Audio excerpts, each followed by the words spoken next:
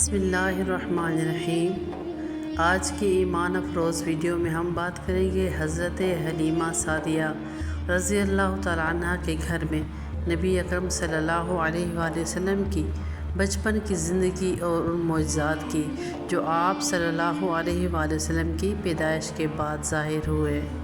حضرت حلیمہ سعدیہ رضی اللہ تعالیٰ عنہ بنی سعد قبیلے سے تعلق رکھتی تھی۔ عرب کا رواج تھا کہ مائیں اپنے بچوں کو دودھ پلانے کے لیے دیہات کی پاکیزہ ہوا میں بھیجتی۔ حلیمہ سعدیہ رضی اللہ تعالیٰ عنہ بھی مکہ آئیں تاکہ کسی بچے کو لے جائیں، لیکن اس سال قحط تھا، ان کی سواری کمزوری، دودھ خشک اور حالات بہت خراب تھے۔ کوئی بھی بچہ ان کے ساتھ نہ دیا گیا، یہاں تک کہ نبی کریم صلی اللہ علیہ وآلہ وسلم کو انہوں نے لے لیا، اور یہی ان کی زندگی کا سب سے بابرکت لمحہ ثابت ہوا۔ نبی اکرم صلی اللہ علیہ وآلہ وسلم کی دائی حلیمہ سعدیہ رضی اللہ تعالیٰ عنہ جب مکے آ رہی تھی تو ان کی اونٹنی سب سے رک رک کر چل رہی تھی۔ دائی حلیمہ کے شوہر کو سب کہتے کہ اونٹنی کو ذرا تیز چلاؤ۔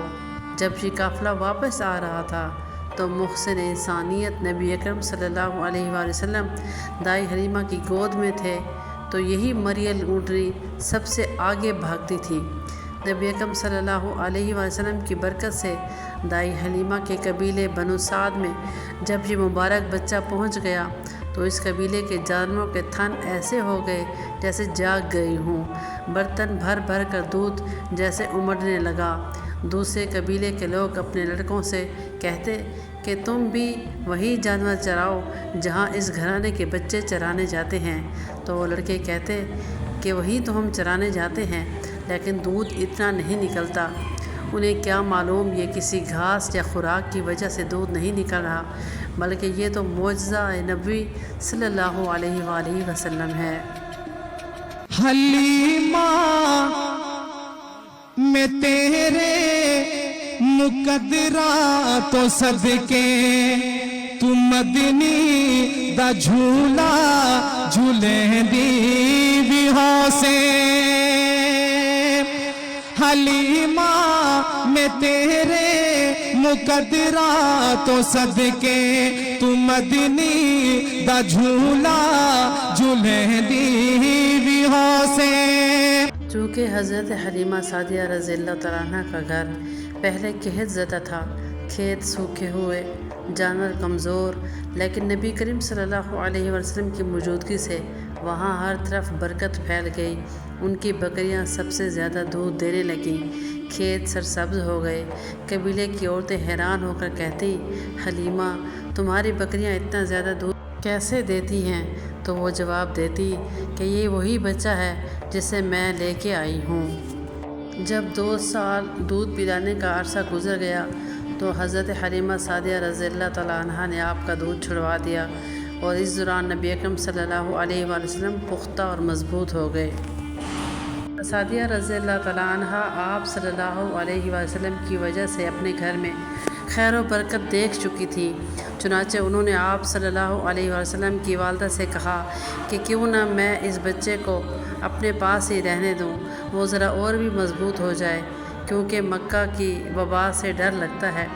والدہ اس پر راضی ہو گئی، اور حلیمہ سعدیہ رضی اللہ تعالیٰ عنہ خوشی خوشی آپ صلی اللہ علیہ وسلم کو اپنے گھر لے آئیں، اور آپ مزید 2 سال تک وہیں رہے۔ پھر ایک دن آپ کا سینہ چاک ہونے کا واقعہ پیش آیا۔ شق صدر یعنی سینہ چاک کرنے کا معجزہ بھی نبی اکرم صلی اللہ علیہ وآلہ وسلم کے ساتھ حضرت حلیمہ سعدیہ رضی اللہ تعالیٰ عنہ کے آنگن میں ہی پیش آیا۔ ہوا کچھ یوں، خود نبی اکرم صلی اللہ علیہ وسلم نے جو اپنے زبان مبارک سے یہ واقعہ سنایا تو حضرت انس بن مالک رضی اللہ تعالیٰ عنہ فرماتے ہیں کہ آپ صلی اللہ علیہ وسلم بچوں کے ساتھ کھیل رہے تھے کہ حضرت جبریل امین تشریف لائے اور آپ کو لٹا کر سینہ چاک کر دیا، پھر آپ کا دل نکالا اور اس میں سے ایک لوتھڑا نکال کر فرمایا کہ یہ آپ سے شیطان کا حصہ نکالا ہے۔ پھر دل کو سونے کے طشت میں زمزم کے پانی سے دھویا گیا اور پھر جوڑ دیا گیا، اور اسی جگہ پہ دل کو رکھا گیا تو اس کے بعد بچے دوڑتے ہوئے حضرت حلیمہ سعدیہ کے پاس گئے اور فرمایا کہ محمد صلی اللہ علیہ وسلم کے ساتھ یہ واقعہ پیش آیا ہے۔ تو دائی حلیمہ سعدیہ رضی اللہ تعالیٰ عنہ اور ان کے شوہر بھاگتے ہوئے گئے اور اللہ کے نبی صلی اللہ علیہ وسلم ٹھیک ٹھاک حالت پہ کھڑے اپنے دوسرے بچوں کے ساتھ کھیل رہے تھے۔ تو حلیمہ سعدیہ رضی اللہ تعالیٰ عنہ ان کو سینے سے لگایا اور پریشان ہو گئی اور اس بات کا ارادہ فرمایا کہ اب نبی اکرم صلی اللہ علیہ وسلم کو ان کی والدہ کے پاس پہنچا دینا چاہیے۔ تو یہ واقعہ اور یہ معجزہ بھی نبی اکرم صلی اللہ علیہ وسلم کے ساتھ بچپن میں واقعہ یہ پیش آیا جو دوسرے انبیاء کے ساتھ نہیں ہوا تھا۔ نہ پاکے تبہڑے دے اندر خدا دے سجن کو تو رہ دی بھی سے اے انگلی نہ پاکے تبہڑے دے اندر خدا دے سجن کو تو رہ دی بھی سے۔ بچپن کے ان واقعات سے ہمیں یہ پتہ چلتا ہے کہ نبی اکرم صلی اللہ علیہ وآلہ وسلم کی ذات اقدس بچپن ہی سے نور و برکت اور معجزات کا مرکز تھی۔ ان کی طفولیت سے ہی اللہ تعالیٰ نے ان کے ذریعے نشانیاں ظاہر فرما دی تھی کہ یہ نبی آخر الزماں ہیں اور ان جیسا اور کوئی نبی نہیں آیا۔